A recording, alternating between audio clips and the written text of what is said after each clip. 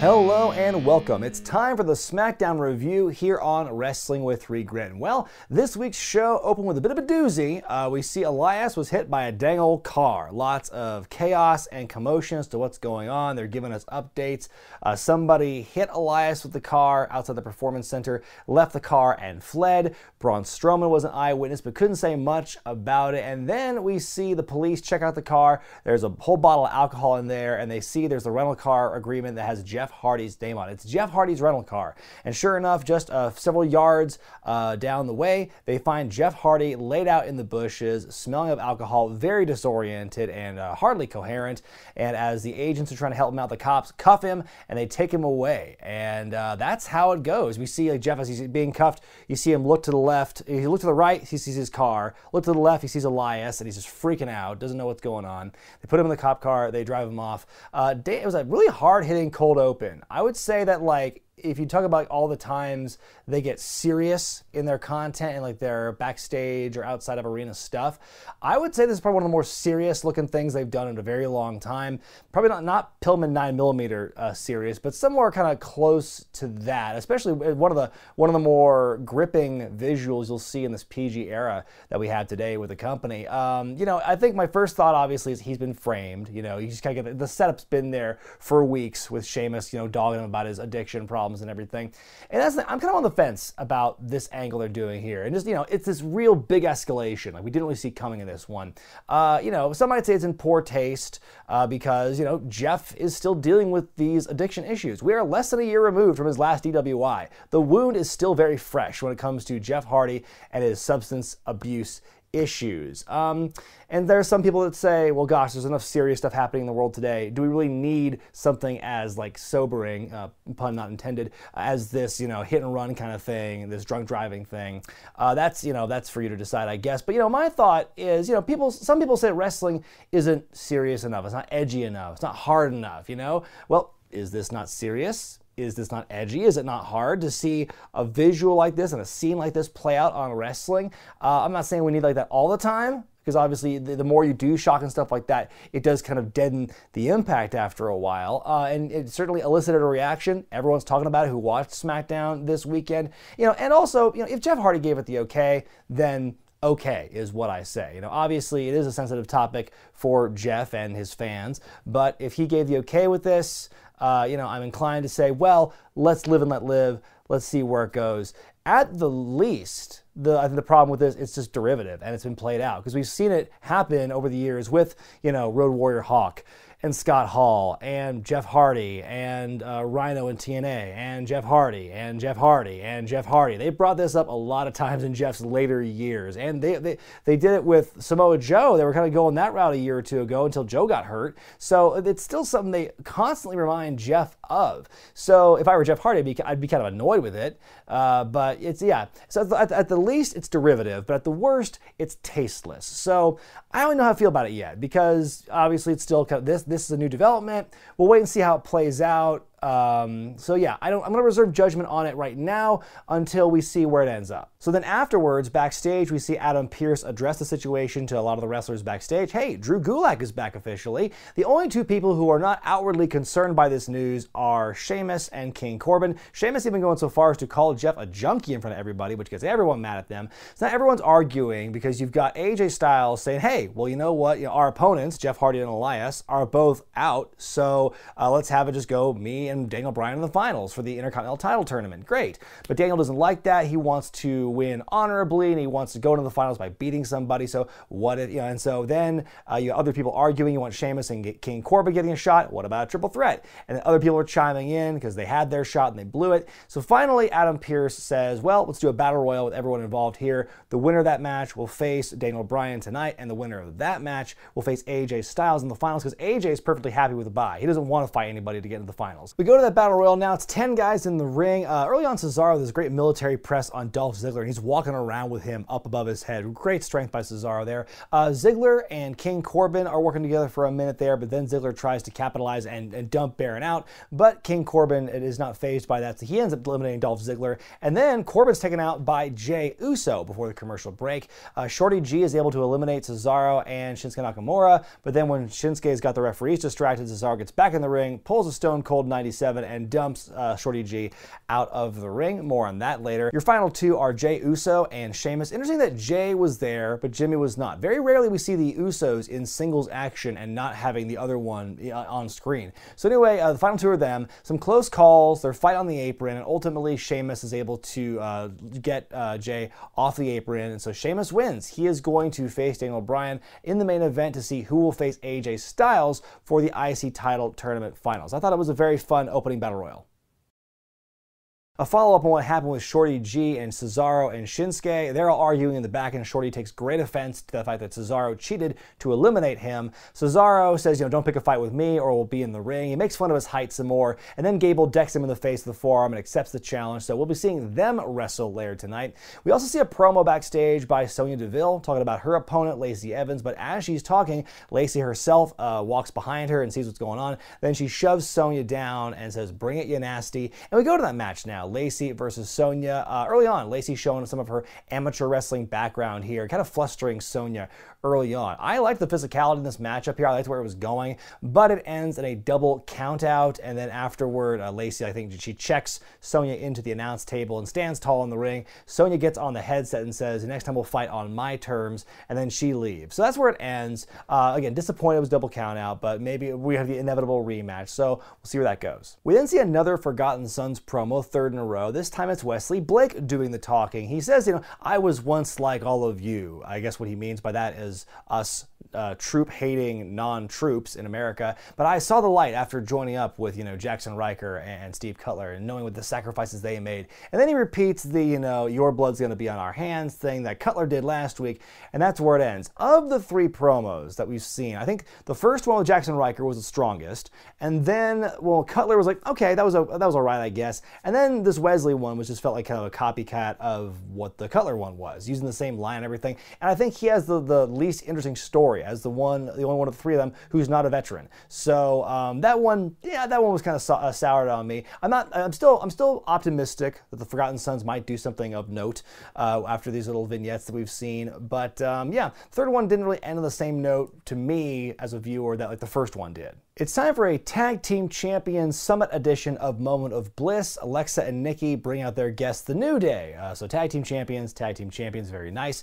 Nikki offers The New Day some Scottish pancakes, and Big E's gift to them is some raw coffee beans that he got from inside his singlet. And he puts them in a mug and tells Alexa to drink it, which she politely declines. And so then they talk about, just how cool it is to be champions. And The New Day briefly put over the Forgotten Sons as some worthy opponents. Before the ladies can talk again, though, Sasha Banks and Bayley interrupt, and they say they're the best tag team on SmackDown right now. Sasha takes off her coat and tosses it in Alexa's lap to besmirch her. So then Alexa throwing some shade at Sasha, saying, "Hey, we're all champions here. Where's your championship, Sasha?" And so then Bayley, again, taking offense to what they say about Sasha, her friend and everything, and she basically puts Sasha up in a match with Alexa Bliss up next, which Sasha seems to not enjoy hearing about that. I'm not sure what the point of the New Day being there was as guests or just existing in that plane at all. I mean, New Day, great, that's fine. But their involvement in this segment was really not useful at all. Although I did enjoy their Shad Gaspard Memorial armbands.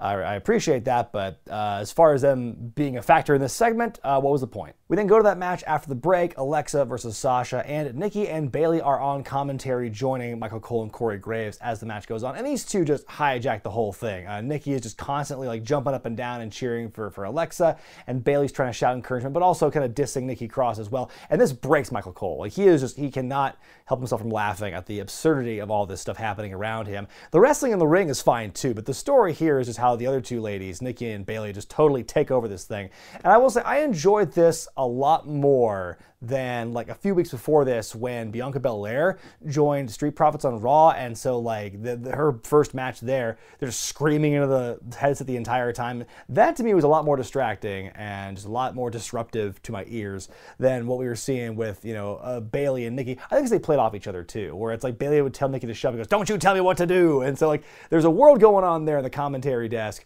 miles away it feels from what's going on in the ring, but you're seeing enough that they play well together. And And finally, in the end, Bayley wants to jump up there and cost Alexa the match. Nikki gets up there and they fight together. Bayley shoves Nikki into Alexa, who's on the second turnbuckle.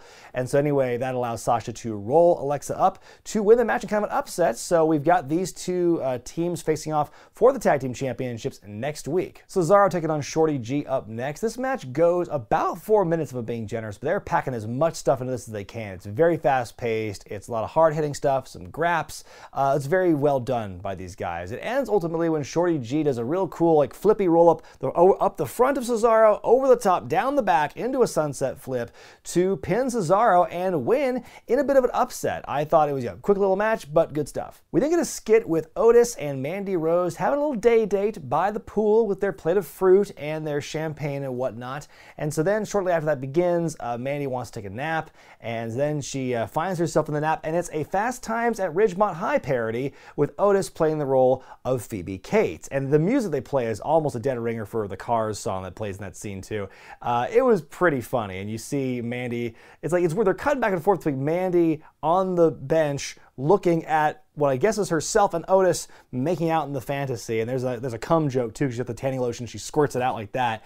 And so then finally Otis breaks the fantasy by yelling cannonball, dives into the water, and splashes Mandy. And then they go have a nice little smooch in the pool in real life. It was a pretty sweet segment, and yeah, the Fast Times parody really got me. Kurt Angle's on the screen to tell us about the new star coming to SmackDown. It's Matt Riddle, fresh off of his match at the Fight Pit with Timothy Thatcher on NXT this week. It's announced he's moving to SmackDown very soon. I'm very excited about that. I do wish we got to see more shenanigans with him and Pete Dunne at NXT until the coronavirus made, you know, the UK wrestlers difficult for them to travel. So sad we didn't get a good conclusion to the Broserweights, unfortunately. Maybe in the main roster we'll get that someday. But I think that it's going to be a good move. I think Riddle, he's done pretty much all he really could in NXT. He doesn't need the NXT Championship. It doesn't need the North American title either. I think him jumping up now, I think it's a fine move. Of course, we'll see what happens in the long term. And the roster, you know, they come and go so often with the format now of COVID and everything.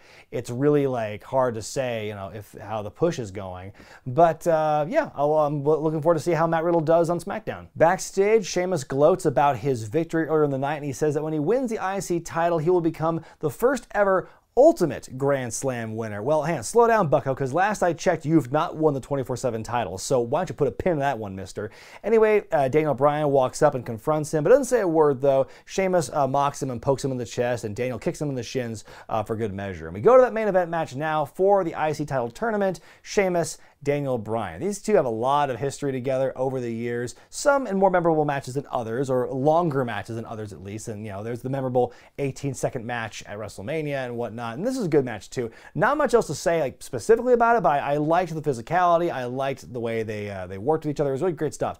Then at the very end, Sheamus goes for a brogue kick, but then out comes Jeff Hardy, who was just arrested at the top of the show. But he's there. He distracts Sheamus, which allows Bryan to hit the knee in order to win the match. And he's going to go on to face AJ Styles in the IC title tournament finals. But right after the bell rings, Jeff Hardy gets in there, starts decking Sheamus to the point where Sheamus gets out of the ring and runs away. And boy, I can't believe they're really going to wrap up the mystery so soon, because like I think it was, you know, when you watch the opening bit, your thoughts, yeah, Jeff was framed or something like that. And then in the backstage bit, you see Sheamus vocally saying, oh, there's that Jeff Hardy being a junkie again. Oh, wow, he fell off the wagon, his sixth chance or whatever. And so, yeah, they were really setting up that Sheamus did something to set him up. But really? You're going to give that away? You're going to... Oh, by the way, in the same night, you basically revealed that Sheamus was the one that did it. That seemed a little premature for me. But, yeah, they kind of rushed it before they went to the big twist. I guess they just couldn't wait any longer. My grade for this week's SmackDown is a C+. Now, obviously, the biggest takeaway from this week's show is the Jeff Hardy arrest angle at the top of the program.